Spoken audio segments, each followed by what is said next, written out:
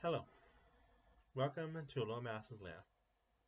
I'm your Loremaster, with Halloween just around the corner. However, this month's main attraction is right here. A three-ring circus for Scotus, the Neox, now one more place of madness and horror, one across the world in TIan Xia.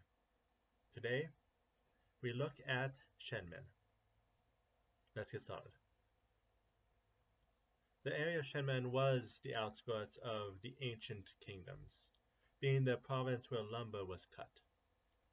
The nobles which were too ambitious or dangerous were assigned this area as a sort of punishment. However, that was before the fall of Longwa. Afterwards, the souls of dead nobles rose again, unaware they died, and started ruling as more of tyrants than they were in life. And this is also when the Joragumo came, conquering the region as their own. Now the backwoods has leaders closer to home, and everyone wishes they didn't. As one might expect from the area, the main humans who make up the area are TIan Xia. However, they are no longer in control of the area, the ghost administrators holding no rulership over anything they can get their hands on, and the Joragumo having taken actual power of the land, regularly appearing before the weak villagers demanding tribute and keeping them underfoot. For less common creatures, we have Fae in the forests, and Raiyang and Yaoguai existing in small numbers. It should be noted that Joragumo hate Tengu, and they specifically are not welcomed in Shenmen. Which brings us to our first side tangent, the part of the show where the monsters are real, and not really that bad. This week, the Yaoguai, specifically what they are on our end of the screen. The term Yaoguai is a Chinese term similar to Japanese yokai, a general term for non-ghost and morally undetermined monsters. Some of the earliest Yaoguai are from the Journey to the Rest, not only the three companions of Teng Shuzang, but also several enemies they face. As a cultivation genre, one of the largest genres in Chinese fiction came about, Yaoguai became inordinately tied, them already being creatures who rose to their current place through special means. Now they are a symbol, showing every blade of grass which works to better themselves can rise to unimaginable heights. There is limited culture in the area.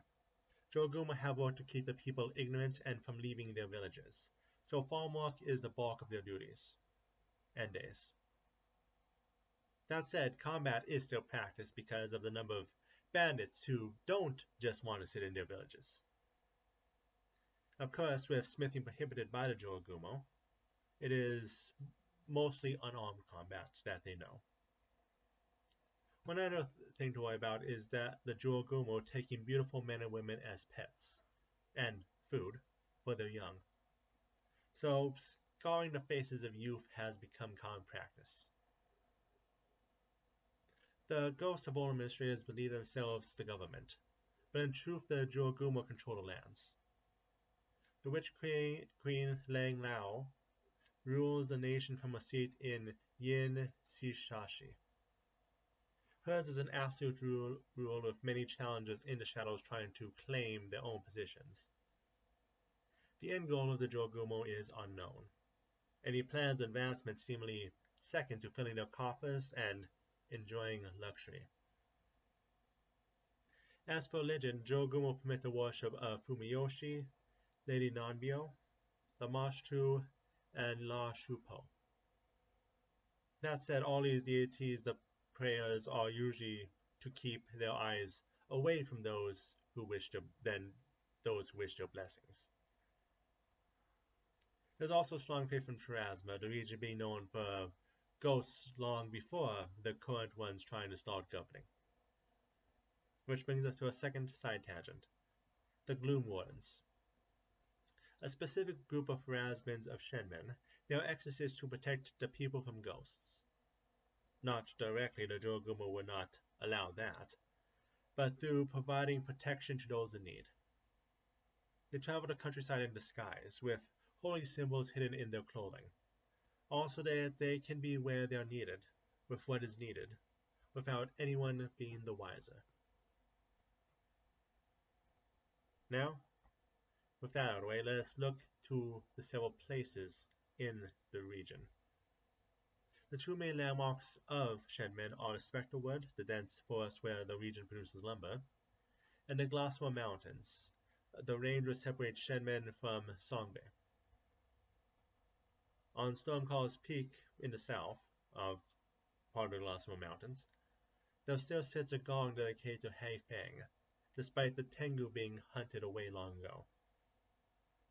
The Wainmere Lake, location not quite known, or pointed out on the maps at least, is home to the ghostly image of a young maiden said killed by the Jogumo.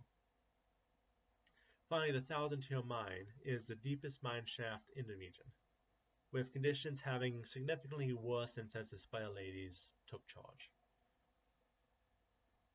Which, while we are in the area, let's take time to talk about Side Tangent 3, the local variation of Fiends, Nindaru. A recent addition to the Fiend lineup, only starting to appear around 3,000 years ago. The human child of Samsarans, Sigek, made a deal with the Lich Nindaru and worked on breaking the cycle of reincarnation. And by deal and worked, Sigek took control of the Lich and experimented on his body to try to find a way to around reincarnation. At the end of his experiments, his followers and himself disappeared. At the same time, the beast called Nindaru started appearing. All represent broken cycles, from the cycle of grief to the cycle of decay, to the cycle of that one travels on a journey, to the cycle of reincarnation itself. They all appear broken limbs, rusted blades, all that, and with red butterflies flowing from their wounds like blood.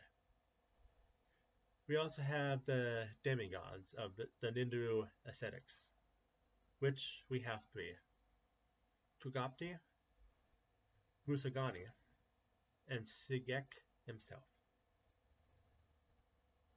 So finally, let's look at the cities in Shenmen. Many of the cities we do not have as much knowledge as we do elsewhere.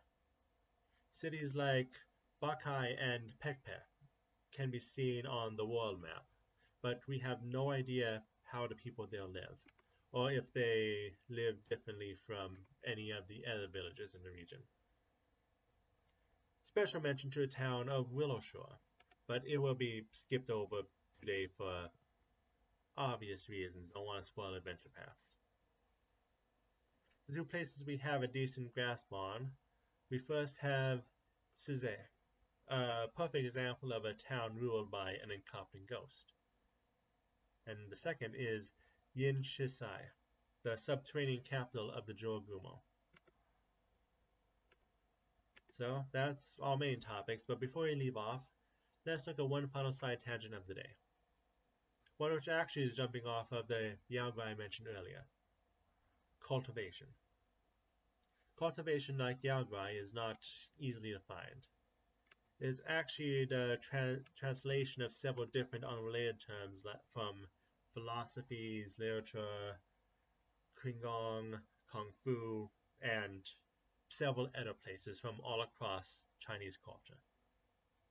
Over time, they have been mixed together in fiction, especially in the genre of TIan Xia, as a way to strengthen oneself, body and soul, to the point of perfection, maybe even godhood, depending on which we are looking at.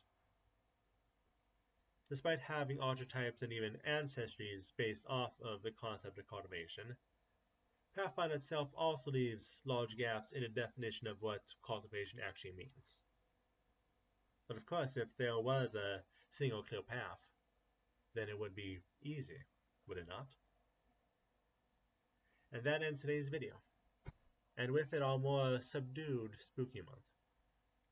Outside of my videos, War of the Immortals has officially come out, so we can now see the landscape of the world change.